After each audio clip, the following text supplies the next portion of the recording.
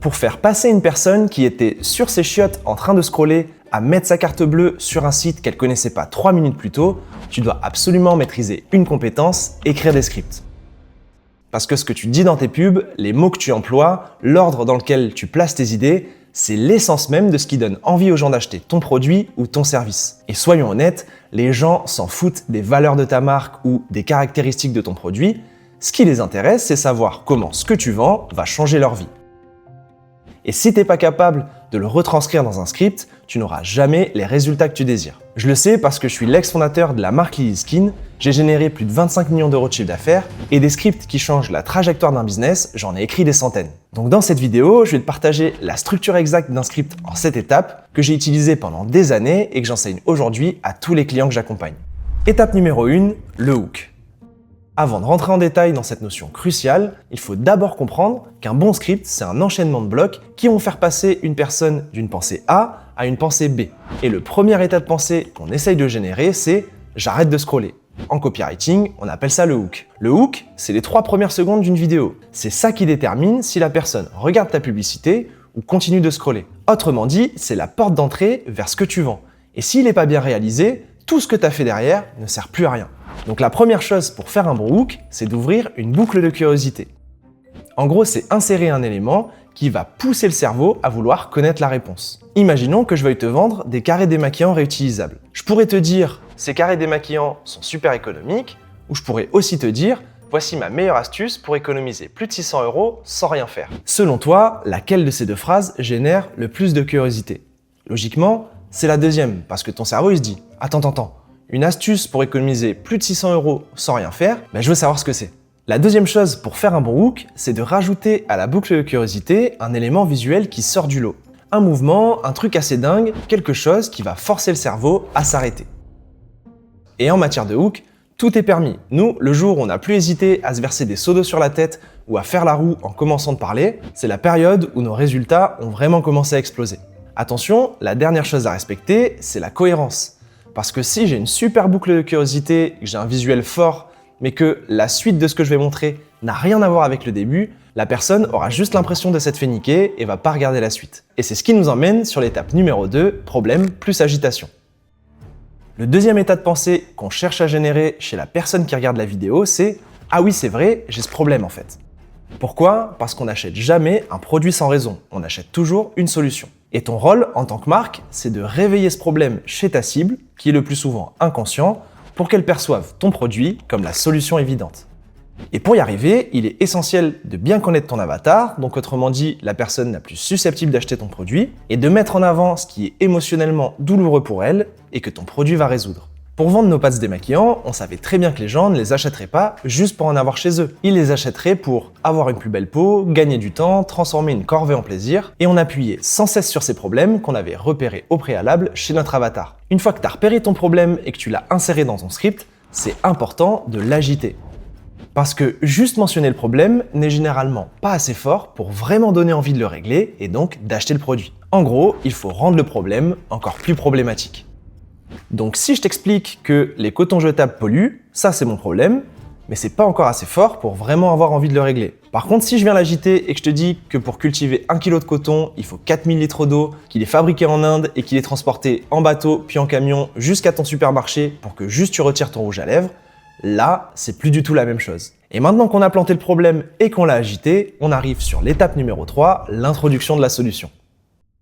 L'objectif ici est d'introduire ton produit comme une solution simple, concrète et crédible au problème qu'on vient d'évoquer. Cette étape est très courte et se fait le plus souvent en une seule phrase. C'est à cet endroit-là qu'on vient nommer notre produit ou notre marque, et si en plus on arrive à y rajouter un peu de légitimité, c'est encore mieux. Par exemple, et c'est là que j'ai découvert les pâtes Lily Skin et ça a tout changé pour moi. Ce genre de phrase est largement suffisant parce que c'est l'étape d'après qui a pour objectif de tout expliquer. Étape numéro 4, fonctionnalités et bénéfices.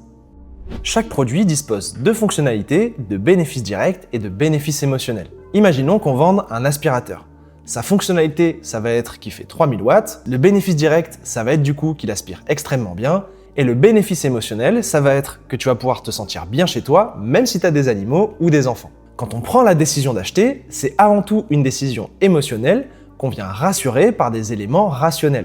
Donc l'objectif de cette étape-là, c'est d'expliquer en quoi ton produit va changer leur vie, va régler leurs problèmes, et de venir l'appuyer par des fonctionnalités pour que le cerveau trouve ça logique.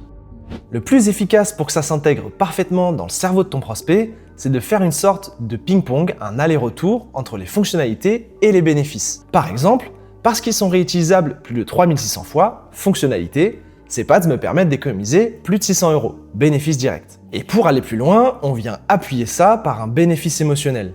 Parce que gagner 600 €, c'est génial, mais si je te dis qu'en plus, pendant 5 ans, tu n'auras plus jamais à aller au supermarché et plus jamais à te soucier d'acheter des cotons jetables, c'est encore plus puissant. Dernière chose importante, tu n'es pas obligé de mentionner toutes les fonctionnalités et tous les bénéfices. L'objectif, c'est toujours de mettre les éléments les plus cohérents avec ton hook et ton problème. Tu auras tout à fait l'occasion d'utiliser les autres avantages dans d'autres publicités où leur présence sera encore plus cohérente. Étape numéro 5, la social proof.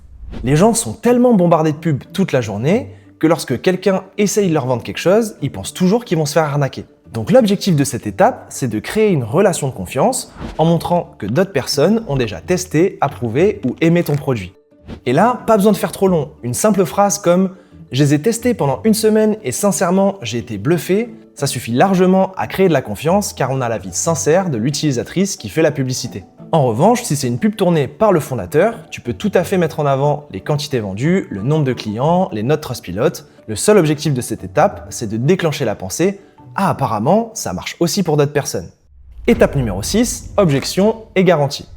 À ce stade-là, la personne, elle est presque convaincue d'acheter, mais elle peut encore hésiter à cause de peur, de doute ou d'incertitude. Et c'est pour ça que ce bloc est ici. Son seul but, c'est d'anticiper les questions, d'avancer des garanties, pour que la personne se dise « Bah, en fait, je risque rien à tester ». Donc c'est l'endroit parfait pour parler de facilité de paiement, de livraison offerte, de garantie de remboursement, ou sinon de venir contrer une objection récurrente qui bloque tes clients à l'achat et que tu avais repéré au préalable. Enfin, étape numéro 7, le call to action. Maintenant qu'on a arrêté le scroll, inséré un problème, introduit la solution, expliqué les avantages, montré que ça marchait pour les autres et levé toutes les objections, il ne nous reste plus qu'à prendre la personne par la main et lui dire exactement où cliquer pour obtenir le produit dont elle a tant besoin. Attention, il faut que cette indication, elle soit le plus claire possible. Donc on va pas dire « rends-toi sur notre site », on va plutôt dire « rends-toi sur www.lenomdemonSite.com » ou « clique sur le lien juste en dessous de cette vidéo ». Enfin, pour avoir encore plus de chances que la personne clique, le mieux c'est de rajouter de l'urgence. En gros, faire en sorte qu'il y ait une conséquence négative au fait qu'elle passe pas à l'action de suite. Là, tu peux donner une offre et dire que tu sais pas quand elle expire, tu peux dire que tes stocks sont vides, bref, tu peux dire ce que tu veux, le seul but c'est de créer de l'urgence dans la tête du spectateur. Donc voilà, si tu suis la structure qu'on vient de voir depuis le début de cette vidéo, tu as toutes les clés pour écrire un script de A à Z et pour faire passer une personne de « je scroll » à « je commande ». Et tous ces conseils qu'on vient de voir, ils sont parfaitement valables pour n'importe quel site, n'importe quel produit, n'importe quel service. Ils viennent juste suivre une logique psychologique qui permet de convertir des gens. Donc essaye de les mettre en place, mais n'oublie pas que c'est en faisant qu'on apprend. Donc c'est pas grave si ton prochain script n'est pas parfait, ne sois pas trop dur avec toi-même. Si tu mets déjà quelques étapes en place, ça sera déjà mieux qu'avant. Et si tu as des questions, n'hésite pas à me les poser en commentaire, j'y répondrai avec grand plaisir. À très bientôt, ciao!